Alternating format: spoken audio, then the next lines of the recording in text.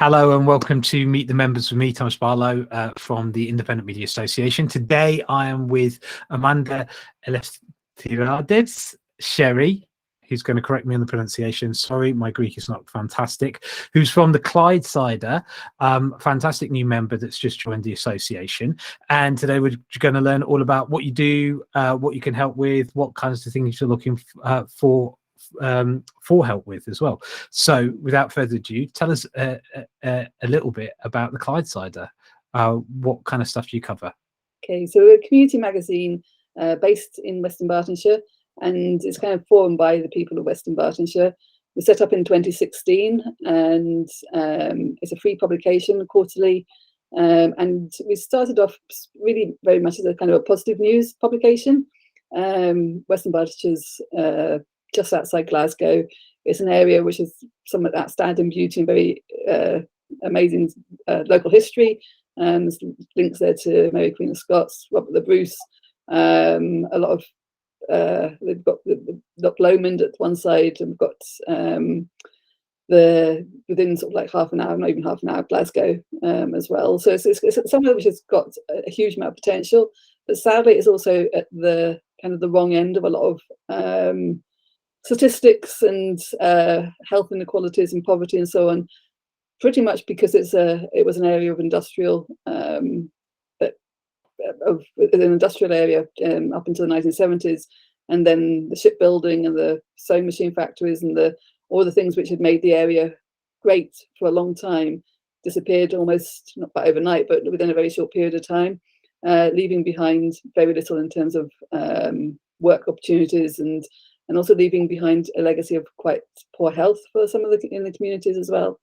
So the magazine was really sort of set up to try and show the positives that the area has to offer, because there are so many of them out there. And I've worked at the local paper within West Dunbartonshire. That was my first job, and I worked there for 7 years.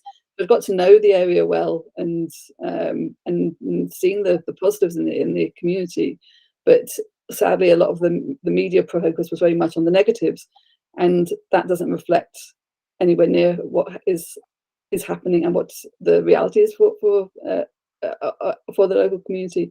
So yes, the magazine, as I say, it was initially a positive publication with a lot of focus also on creativity. So a lot of creative people in the area, and we started from there with just everyone was volunteers at the start, and we've grown to now we have a small staff team of 3.5 of us, well, 3.5 full-time equivalent, and we have our own wee office now, and the magazine is kind of, I think, probably changed from just being kind of positive news stories to more kind of solution focused.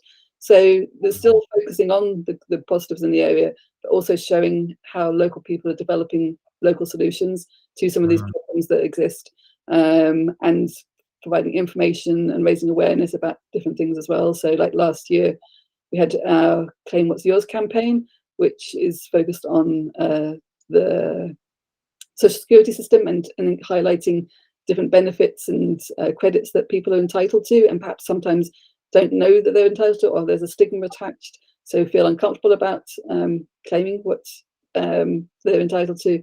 I think the media tends to portray, the mainstream media, so I should say, it maybe tends to portray the benefit scroungers, as they like to call them, and make it suggest that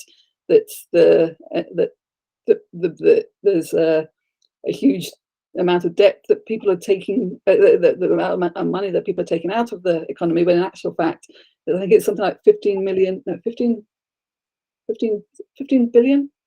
I can't remember the number off the top of my head. That's terrible. But it's a massive number.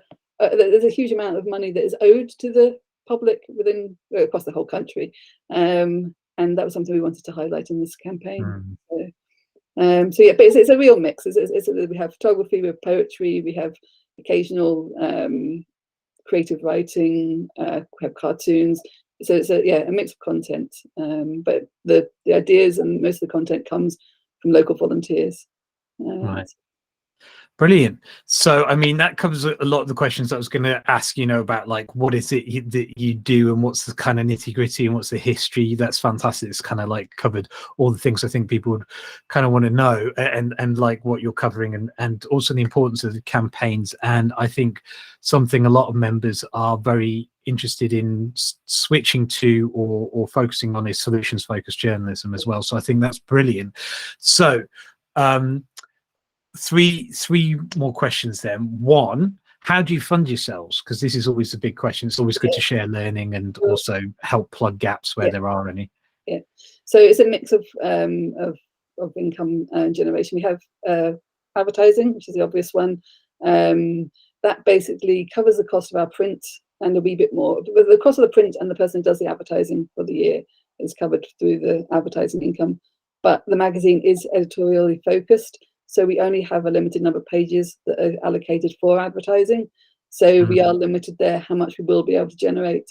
It's basically a quarter of the publication is we allocate for advertising, and it's 3/4 is editorial. The other source of income is grants income. So we've been fortunate now, we're in the second of our 3-year lottery funded project. So that we had the first one ran from 2019 to 2019 to 21, and then we started the second one last year, which will take us through to the end of 24.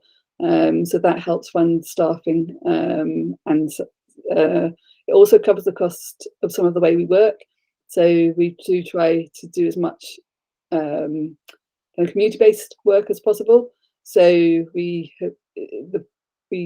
also focus. We use creativity because we found that works away is really helpful to engage people who perhaps don't feel that they're a writer, don't feel they're a journalist, but they would like to share their story. So we use creativity an awful lot. So the current project we have with the lottery is to run community media and creative storytelling workshops for community-based organisations, and that's funded through the lottery. And the third income strand is we provide a communication consultancy service. So and it is pretty much targeted at small third sector organisations. So that ranges from some photography work, grant fundraising, writing applications for other organisations, also doing workshops and training for organisations out with West Dunbartonshire, because we're only funded to work within West Dunbartonshire. What other things do we do? Occasionally we write web content, copywriting, that kind of thing. So basically using the skills that we have for the magazine to generate income as well for the organisation. Nice. Okay, brilliant. Well, that kind of quite neatly leads me on to the next question, which is what kinds of advice or support do you think you could give to other independent media? I think, for instance, with the grant fund-writing, is that something that you do solely within West Dunbartonshire, as you say, or is that something that you'd be able to help even have a couple of pointers on for other organisations? Yeah, I mean, we do, in terms of how we use it as income generation. At the moment, we're working within West Dunbartonshire. Occasionally get asked to do a wee bit of work outside, but I think that, I mean, there's a whole at least another interview at all into grant fundraising. It's a big, I think it's a big topic, but yeah, I could probably provide a few pointers. And for me, one of the big things is trying to avoid the short-term funding. I find it very hard to then sustain a piece of work unless it's a small amount, but the large funds, which are only for 1 year, it makes it hard to sustain the work and sustain the post for, and you're then kind of forced into maybe doing work that doesn't really suit or fit the organisation. So where I mean, it sounds it sounds easier. It's easier said than done in many respects, but it would make life a lot easier to try and avoid the small quick hits and look at the longer term funding and put more effort into those ones where possible. And I think build slowly as well. That's something that I've found is to not try and grow too fast, because then again it's so much more harder to sustain. Because for us anyhow, I mean, I can only talk from the perspective of the Clydesider, because for us, coming from an area which, as I say, has a lot of challenges financially, it's harder for us to go to our local community and ask for money, whereas some areas where there's a mix of incomes and so on, it's much easier to, for example, to run a membership campaign and generate money from a community who can afford to pay, whereas we don't want to compete against food banks and real frontline crisis organisations, which if we ask too much from our community, that is what we would be doing. Yeah, though I always do try to make the point when we talk about the media is that if we don't fix the media, then we can't fix these other problems. And ultimately, we should start seeing it as much as a fundamental right and necessity as food and housing and so forth, because the information we get about the world enables us to make a difference to it or not. Like, we don't know who owns the water and who owns the food and who owns the electricity and what they're doing, then we can't do anything about those things, those fundamental necessities either. So, but I do agree, like, obviously from a practical, business standpoint, if you're not in a high income area, then it is more difficult to build, say, multi-stakeholder cooperative, unless those stakeholders were maybe from outside of your community and wanted to support the great work that you're doing, which may be an avenue that we could explore at some point in a different chat. And we're always open for chats, just to all members. If you ever like, I've got a thought, I need to work it out. I think what you're really quite correct in pointing out is, grow slowly, because we want to change everything all in one go straight away. But we can let the urgent crowd out the important, and then not quite manage to do anything as well as we wanted to if we just focus on one thing. But sometimes it helps to get a bit of support and advice, and that's what we're here for. So on that note, final question: what advice or support would you like to get from other independent media? It's the one question where I would love to find someone who has the answer, and it is that of how to raise income in a low income area. That's I feel I've asked, and it's not. I'm not. It's just that I feel that no one's really cracked that one yet. And the grant funding is great, but also I'm totally aware that, again, come the next time we come around, the funders are already looking again at their focus and where their money can go at crisis situation, and I totally get that. I can see the need for that in my community. So I do know that it's going to be harder to get funding unless it's specifically targeted towards media. The general grant funding which we get, we're fortunate so far, is probably going to be a much smaller. It's probably going to be much harder to get, I think, as well going forward, as living impacts on so many more people. So that's something I think, again, the association's always trying to tackle, because you're often by yourself trying to work this out by yourself, and you could do with asking a load of different people. And because we know a lot of different models, I'll just suggest a couple now, which in a later point you and I can discuss in detail if you like, but might be good for the audience now. So one of the arenas to look at is there's someone called Dave Boyle, who runs an organisation called communityshares.co.uk, and they sort of do this. It does what it says on the tin: community buys shares, but he's worked in areas like, rougher parts of Manchester, where they built and bought their own football club, or they built and built their own electricity company, and so knows how to work those things. I think one of the things he did with one of our members, New Internationalists, which was really interesting, they got, they were aiming for £500,000 and they managed to raise £800,000, and it's because people who don't even buy the magazine and other things like that just see a value in it. And so maybe working with Dave, you could work out a crowdfunding campaign that would encourage people from Glasgow, let's say, or Edinburgh, to support it, or generally nationally or even internationally, and become members of something that's worthwhile. Even if it's small numbers of them, bringing in that extra income. Another avenue we're exploring and members are working on is a concept called generative journalism, where you sort of do research for research institutions like universities or local businesses, where you do an inquiry about a local community and you work with them and you produce you know, you interview 40 people and you produce 40 articles, like a lot, or maybe a couple hundred, and you create a lot of content, but it's also research, and that helps getting funding from a different arena. Yeah, what else is there? I mean, obviously there's moving into the arenas of video production that's quite difficult, I think. We did actually do some of that last year, because one of the team is a videographer as well. So we actually worked with a community organisation and were paid to do this piece of work because it was outside West Dunbartonshire. So and it was linked. It was probably quite similar to what you're talking about, the linking with academic as well, because it was actually commissioned by the local GP surgeries to look at the impact of digital on areas where people aren't digitally literate, and where digital is a challenge for a lot of people. So we did that piece of work with a group in Drumchapel, which is an area just outside.